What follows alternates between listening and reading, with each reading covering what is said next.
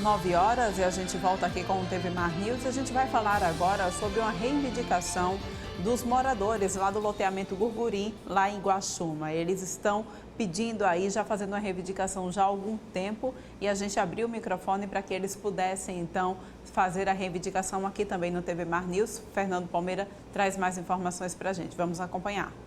Saneamento básico é sinônimo de saúde para toda a comunidade. Em Brasília, muito se fala num marco para o saneamento em todo o Brasil, mas parece-me que estamos muito longe de ver essas estruturas de saneamento chegar, inclusive, até nós, como é o caso aqui de Guaxuma, loteamento Gurguri.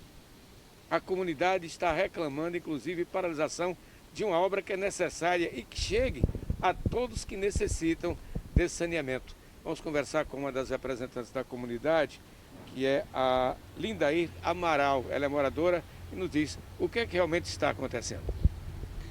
Na realidade, nós iniciamos uma guerra muito grande para a preservação dessa área verde, que foi o marco nosso primeiro de luta por conta da duplicação que havia mudado o roteiro, havia mudado o projeto original. Ganha essa causa, a gente se deparou com as máquinas cortando as ruas.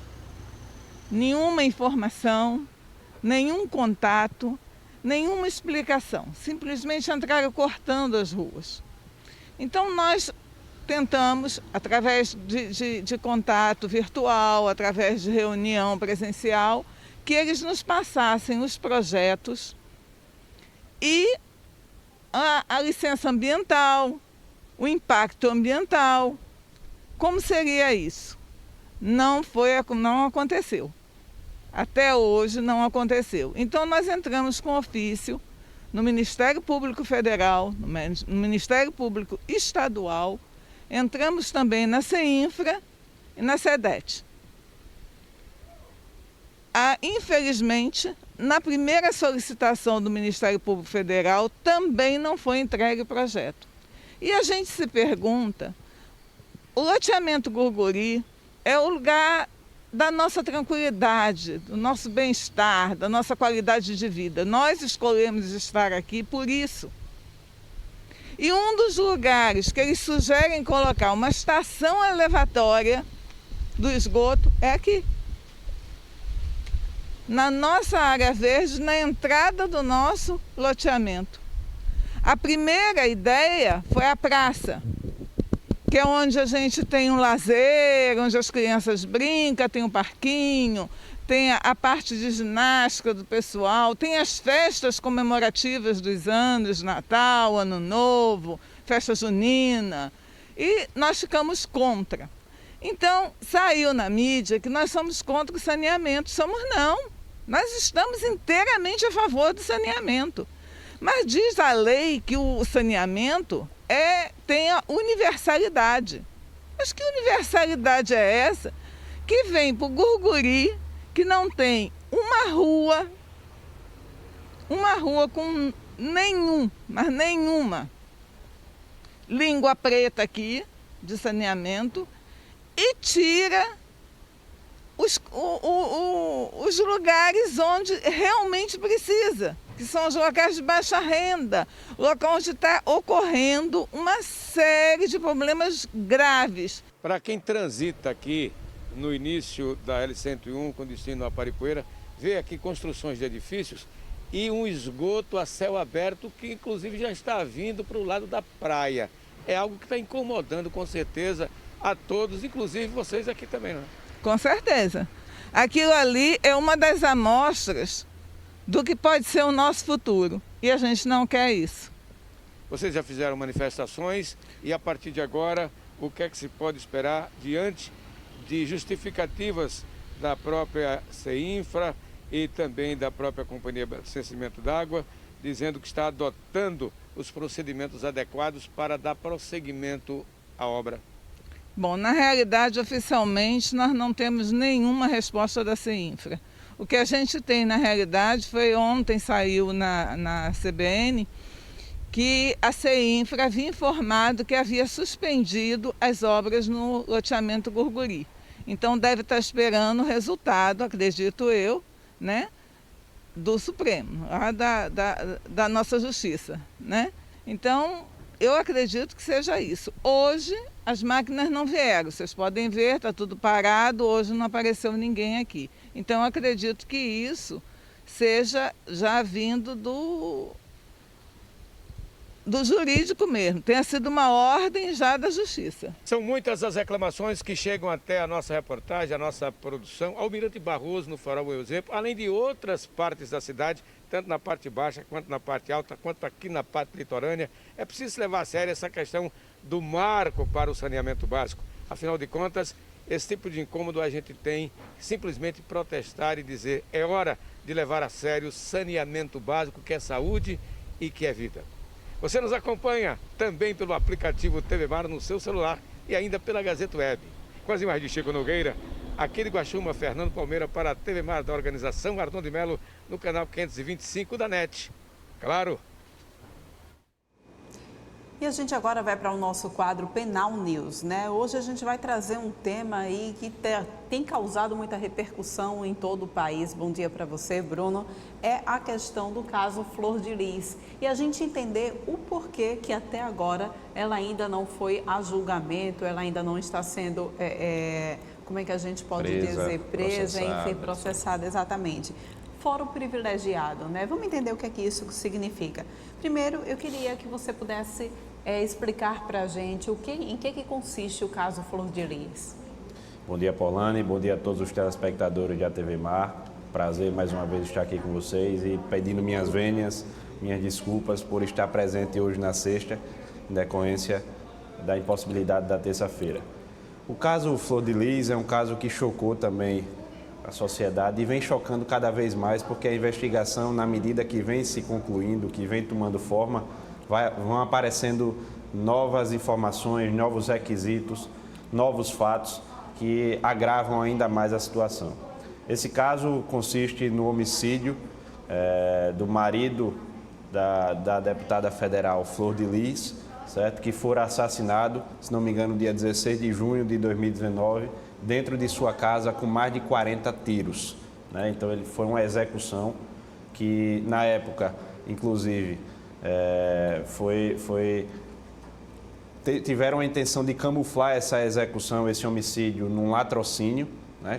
Foi aquele crime que havíamos falado já aqui Sim. no Penal News, que é aquele matar para roubar. Então, quiseram forjar para camuflar essa execução, esse homicídio num latrocínio, mas não conseguiram. A investigação foi muito bem elaborada e, conforme vai se debruçando sobre essa investigação, novos fatores vão surgindo. E, por último, agora, recentemente, em meados de agosto de 2020, mais de um ano após o crime, concluiu a Polícia Civil do Estado do Rio de Janeiro que a deputada federal Flor de Lis fora a mandante deste homicídio, a mandante do homicídio que vitimou o seu marido, né, o pastor com quem ela era casada. Então, assim, foi um crime que chocou, porque teve um envolvimento familiar muito grande. Mais de 7 pessoas da família foram indiciadas, estão sendo indiciadas, outras tantas já estão presas, né? Então, envolvimento de filhos, de enteados, filho biológico, né? Filhos adotivos do casal, que se envolveram nesse grande fato criminoso que vitimou o pastor.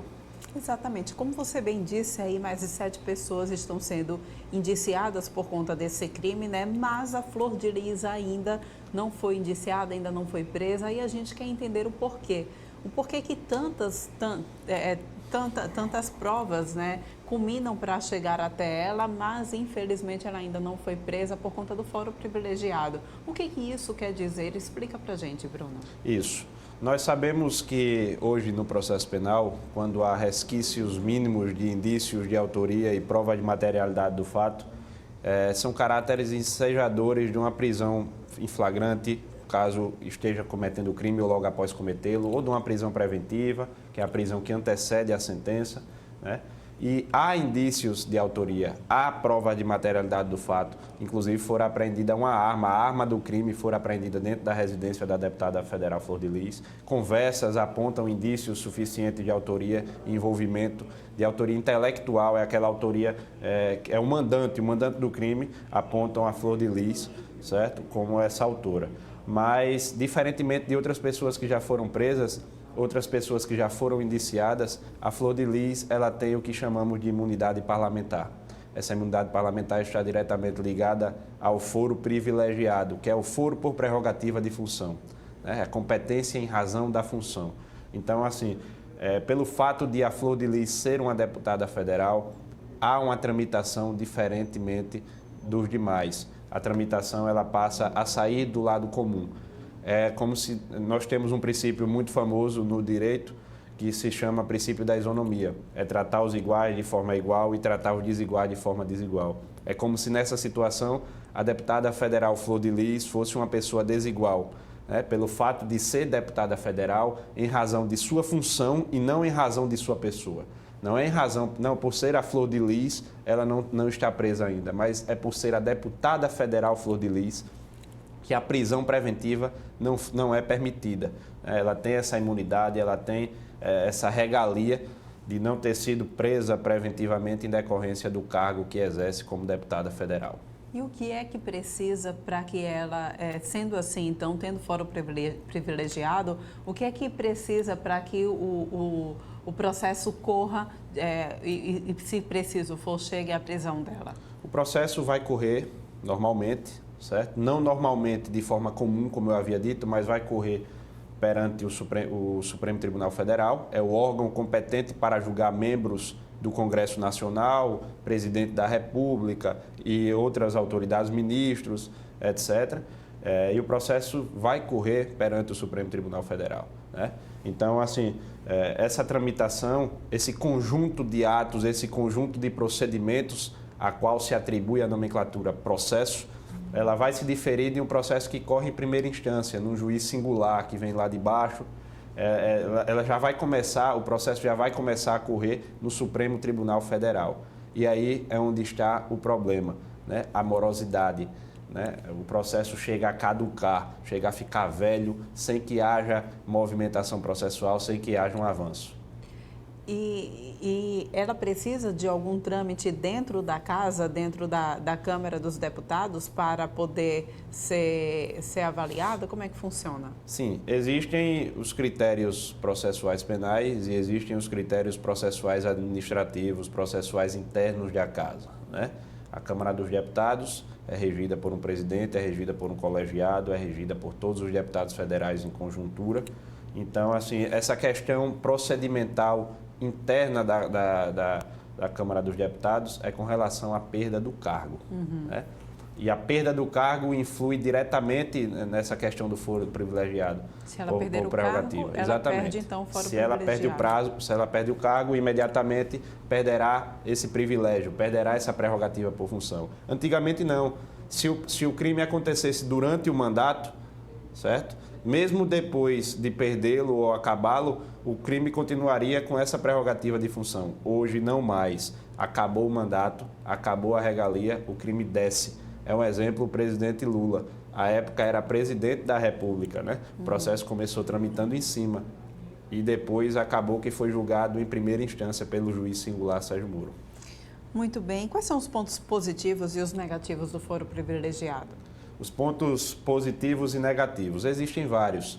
Positivos, por exemplo, quem tem essa regalia, quem tem essa prerrogativa, não é presa preventivamente, né? É uma pessoa que não se submete a uma prisão preventiva, né? Outro ponto positivo é a questão de isonomia no ponto de vista de alguns que assim a taxam, né? Por exemplo, seria descabido um presidente da República ser julgado, enquanto presidente da República, ser julgado por um juiz singular, ou então uma deputada federal ser julgada pelo Tribunal de Justiça da cidade, né, do estado onde exerce o cargo como deputada federal. Então, assim, essa isonomia é uma questão de hierarquia. Pelo fato de exercer um cargo de grande importância, um cargo público de grande importância, pessoas mais experientes, um tribunal mais acentuado é quem é de competência para julgá-lo. Ponto negativo, já falamos da caducidade, né, da morosidade. Hoje nós temos um Supremo Tribunal Federal com 11 ministros, então imaginem 11 ministros, 11 gabinetes para dar conta de todos esses processos que começam a tramitar no Supremo Tribunal Federal ou outros que chegam ao Supremo Tribunal Federal. Porque nós sabemos do princípio do duplo grau de jurisdição, por exemplo, que um processo ele pode começar no juiz singular, pode começar numa vara comum, mas vai recorrendo, vai para o Tribunal de Justiça, vai para o Superior Tribunal de Justiça, até chegar no Supremo Tribunal Federal. Então a sobrecarga é muito grande. 6% dos processos de todo o país correm no Supremo Tribunal Federal e são jogados às costas de 11 ministros. Então, processos não chegam nem a ser sentenciados e a pessoa, o réu, né, não chega a ser condenado ou absolvido pela morosidade. Então, é ponto negativo. Muito bem. Hoje eu vou, inclusive, Porlane, ficar devendo a poesia, pois é, a vocês, mas na promessa de, na terça-feira próxima, trazê-la e voltar com tudo. A gente aguarda, então, tá? Muito obrigada pela tua participação aqui no TV Mar News mais uma vez. Terça-feira a gente volta a se encontrar. Tá, Joia. Muito obrigado, obrigado a todos. A gente vai agora para um rápido intervalo, mas volta daqui a pouquinho trazendo mais informações.